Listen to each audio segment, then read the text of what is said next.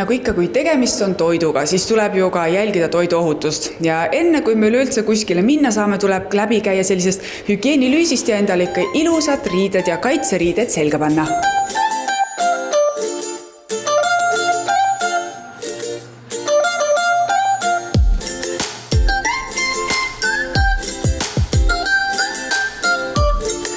Siin on väga palju ekraane näha, et mis siin toimub? Siin me oleme tootmises, kus meie toimib jäätise pasteriseerimine ja siin on kõik skeemid näha, kuidas seda protsess toimub. Ja tänapäevane meil on pasteriseerimine läheb läbi arvuti. Margarita on Balbinos töötanud juba 30 aastat Balbino asutamisest saati. Algusest oli väga raske, sellepärast teadmisi oli vähem. Praegu mul on teadmisi ja kogemusi ja me kogu aeg, nagu ma räägisin, me kogu aeg areneme, me ostame uued seadmed, me arendame uued tehnoloogiad. Kui palju jäätist ise juba elu jooksul siis ära söönud olete? Tegelikult mina iga päev söön jäätist, meil on 9:30 iga hommikul degusteerimine ja südames sööme iga hommikul jäätist. Päris palju, ma arvan.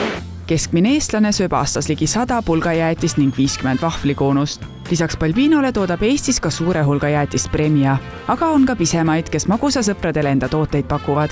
Kui kerge või keeruline siis on uue tulijana väikse käsitöö tootjana siin suurte vastu üldse võidelda? No eks teil on omad võlud ja valud. Ma ütlen, et ma usun, et väiketootjatel nagu jätkuvalt on Eestis võimalus ellu jääda ja olla edukas. Aga ma arvan, et selleks tuleb lihtsalt palju vaeva näha ja leida see oma nišš. Piim ja sellest saadud koor, mida jäätise tootmiseks kasutatakse, tuleb loomulikult farmeritelt. Ilm kindlasti on kõige suurem väljakutse, mis otseselt meie toodangut mõjutab.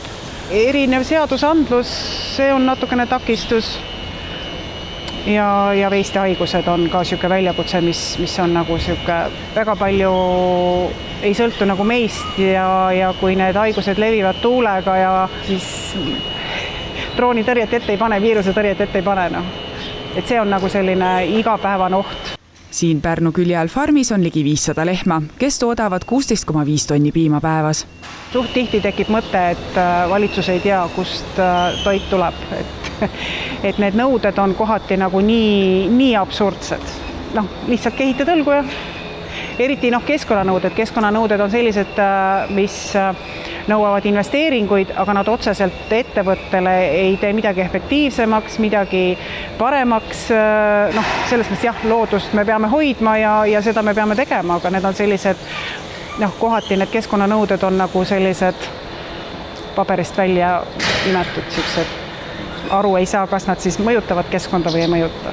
Tooraine puhul meil oli see peamine küsimus selles, et me tegime tükk aega ökotoorainest jäätist ja mingil hetkel seda ei olnud Eestist võimalik enam nagu mõistliku hinnaga kätte saada. Ja see oli siis väga raske otsus meile.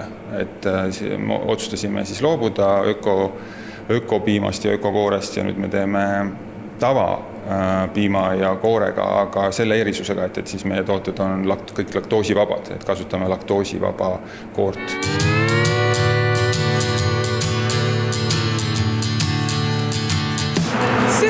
Siin on jääkamber täielik.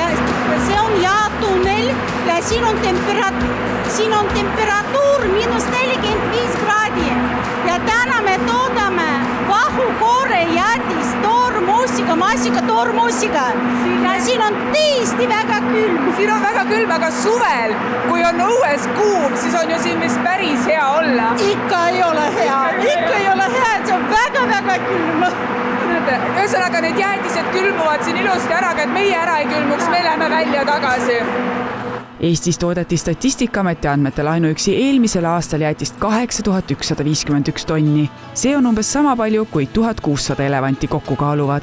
Albino 6 tootmisliini suudavad näiteks valmistada 1000 tonni jäätist kuus. See teeb kokku umbes 9,4 miljonit väikejäätist.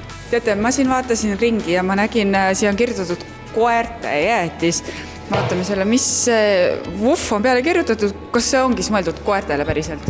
No see on selline koerte sõbralik jäätis, mis me nüüd valmis tegime et seal on, no põhimõtteliselt on nagu meie jäätis, aga kuna me tegime juba laktoosivaba jäätiseid, siis mõte oli see, et kuna koertele on sobilik selline toit, kus ei ole piimasuhkrut ja suhkrut üldse ei ole ja laktoosi ei ole, et meil on tegelikult võimalik sellist jäätist teha.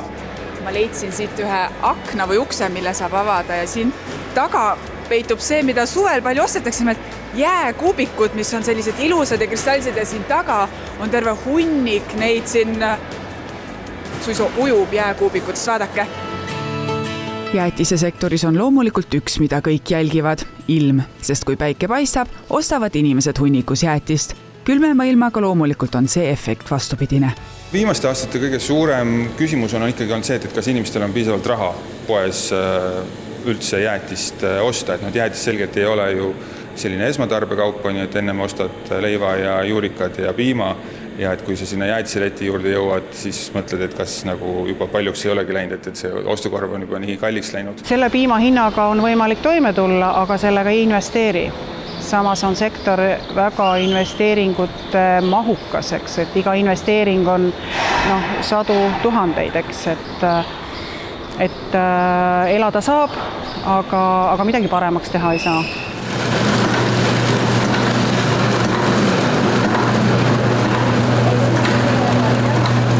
Tootmises on igatahes nüüd nähtud, kuidas need jäätised ikkagi valmivad ja lõpuks sinna poeleti peale teele asuvad.